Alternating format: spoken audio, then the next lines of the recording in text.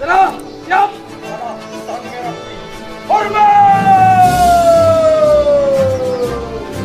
Gerak!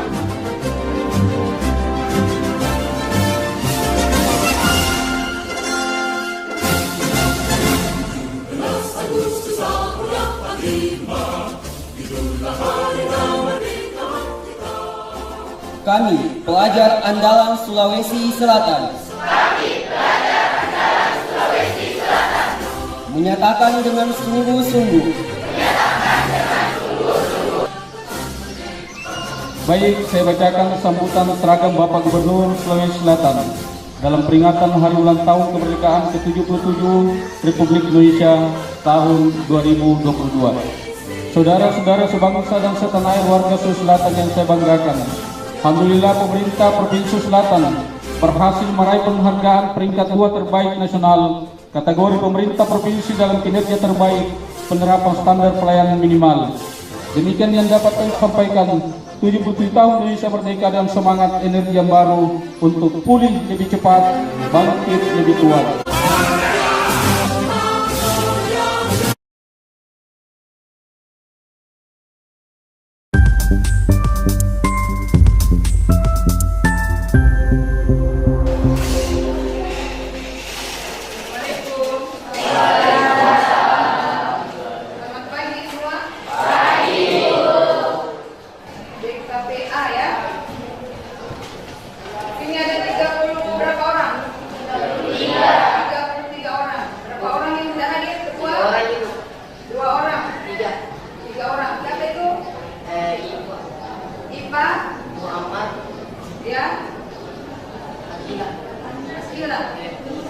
Baik, ya. Tapi sebelum kita lanjut ke materi pembelajaran, kita mengawali dulu dengan menyanyikan lagu wajib nasional, ya.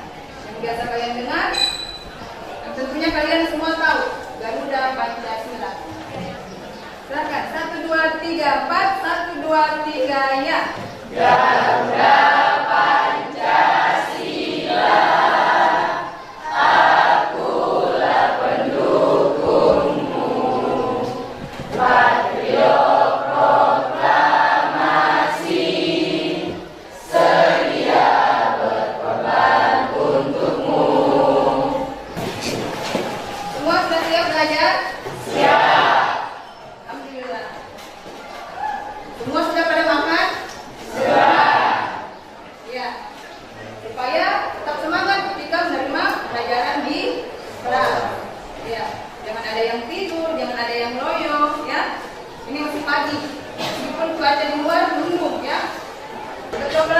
Silakan memimpin doa di depan dulu.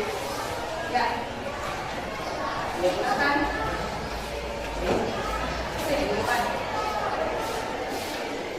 Bismillahirrahmanirrahim.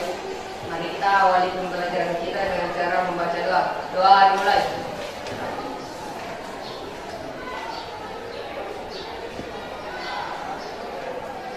Doa selesai.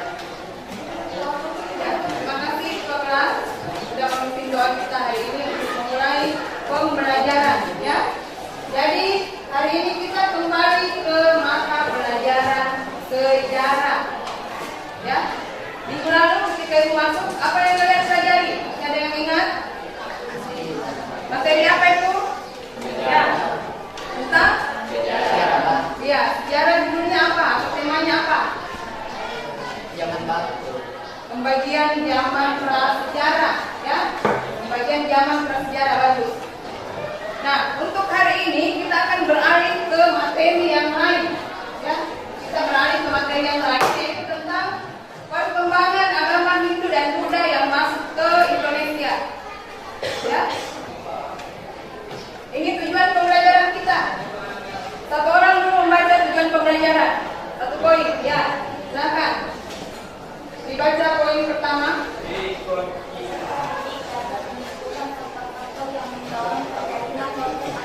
Proses akulturasi antara budaya Hindu dengan budaya Nusantara. Iya.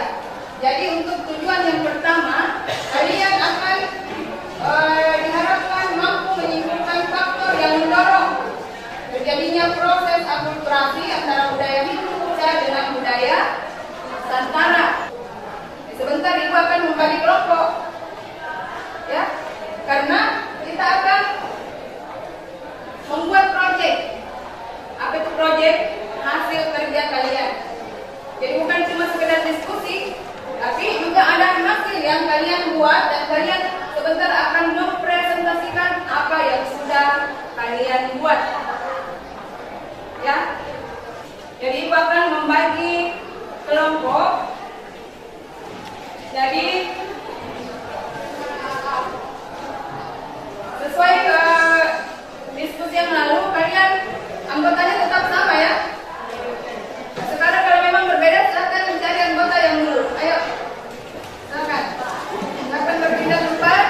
Cari sesuai dengan diskusi yang lalu yang pernah kita lakukan. Baik, kita akan memasuki diskusi ya. Sebelum kalian mengerjakan proyek, ada dulu kalian diskusikan tentang apa Bu? Tentang tadi tujuan pembelajaran Ibu sudah tampilkan, ya. Dan Ibu sudah share link pembelajaran di masing-masing HP kalian di grup kita. Kalian sebentar bisa mengecek apa materinya. Dari situ kalian bisa mengambil sumber materi pembelajaran kita selain dari buku. Jadi Ibu bagi dulu buku. Berapa kelompok? Ada 6 kelompok. Silakan naikkan HP-nya. Sebentar kita mencari sumber selain dari buku, kita juga mencari dari internet supaya hasilnya lebih komplit. Jadi Ibu juga akan membagikan kalian LKPD yang berkaitan dengan materi yang akan kalian kerjakan. Jadi dalam LKPD ini, modelnya seperti ini. Di dalam LKPD sudah ada langkah-langkah pembelajaran dan apa yang akan kalian lakukan. Ya, ini dikerja secara berkelompok. Bisa dipaham? Jadi lihat apa perintah di dalam LKPD, itu yang kalian kerjakan. Ya. Jadi silakan didiskusikan dulu apa yang ada di LKPD-nya sesuai dengan kelompoknya. 33.1, 33.1, itu pun seterusnya yang lain. Dan kelompok dua, ya. Jadi materimu dari 33.1.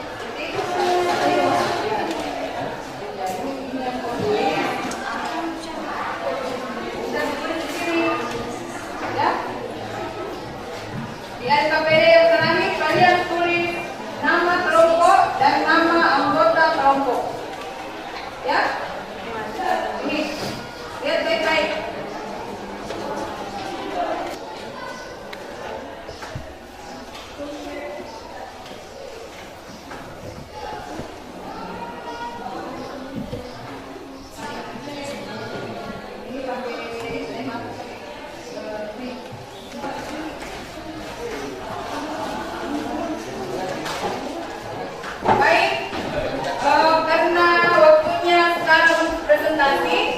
Maka Ibu akan memanggil satu persatu untuk kalian mempresentasikan apa yang sudah kalian buat.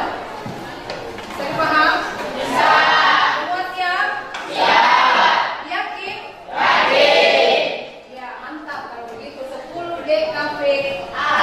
Ya, silakan dimulai kelompok 3. Assalamualaikum warahmatullahi wabarakatuh. Waalaikumsalam warahmatullahi wabarakatuh.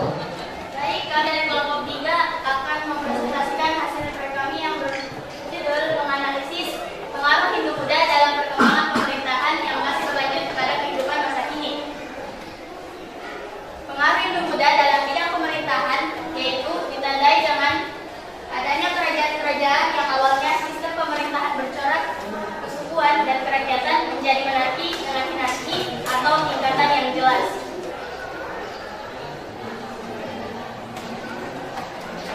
Tiada. Banyak orang asing. Warga Kilaran adalah istilah untuk menyebut orang asing yang berasal dari luar kerajaan. Dalam hal ini di luar daerah kosmologi raja. Orang asing yang pernah disebutkan dalam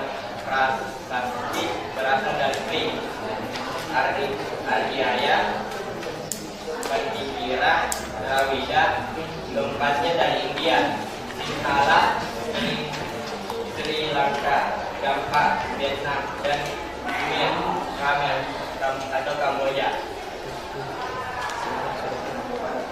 Sekian dari kelompok kami. Terima kasih atas perhatiannya.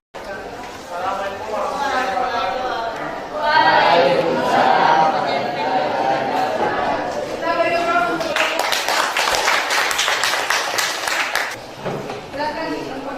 Assalamualaikum warahmatullahi wabarakatuh. Waalaikumsalam warahmatullahi wabarakatuh. Kami dari kelompok 2 ingin mempresentasikan hasil kerja kelompok kami yang berjudul menyimpulkan faktor-faktor yang mendorong terjadinya proses aktivitas antara budaya Hindu Buddha dengan budaya Nusantara. Pengertian dan akulturasi budaya. Akulturasi adalah suatu proses sosial yang timbul manakala saling kelompok manusia dalam kebudayaan tertentu dihadapkan dalam suatu budaya asing. Kebudayaan asing itu lambat diterima dan diolah oleh kelompok itu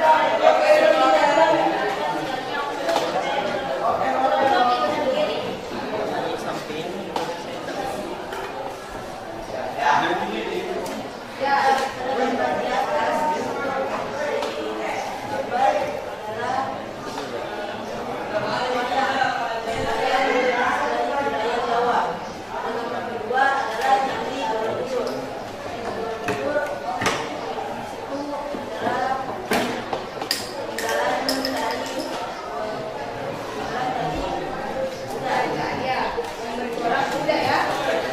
Bismillahirrahmanirrahim. Assalamualaikum warahmatullahi wabarakatuh.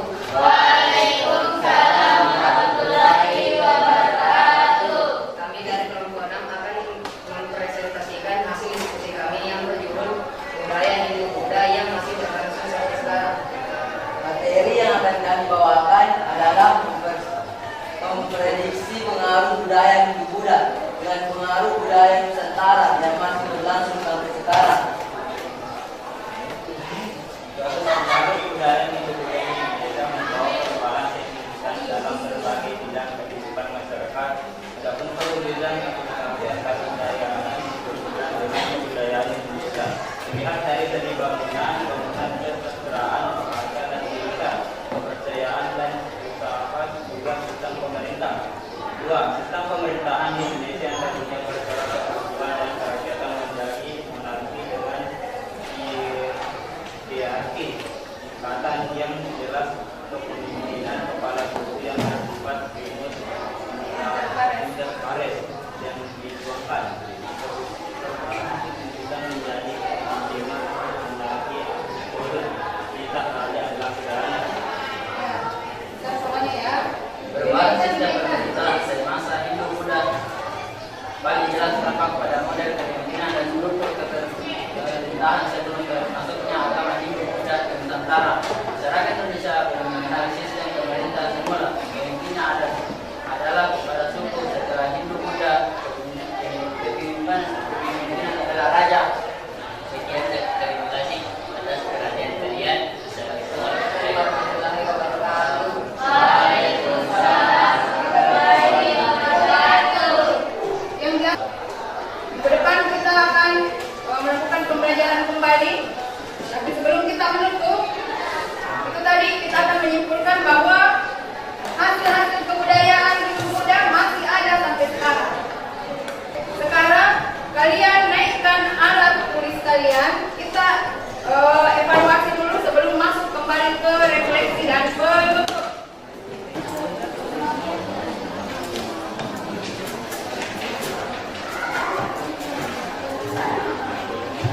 Sudah dikumpulkan paling depan, ibu mau membagi lagi lembar.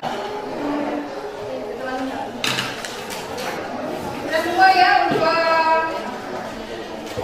refleksinya sudah? Sudah ada yang tertinggal? Pembelajaran hari ini saya kira kita cukupkan sampai di sini ya. Semoga ada manfaatnya untuk anak semua. Minggu depan kita akan kembali mengulas tentang peradaban Hindu Buddha yang ada di Indonesia. Insya kita ketemu di tempat yang sama dan waktu yang sama. Ya. Ayo, sekarang silakan naik ke atas. Kita mimpin doa. Sebelum kita mengakhiri pembelajaran ini, mari kita berdoa bersama-sama. Maka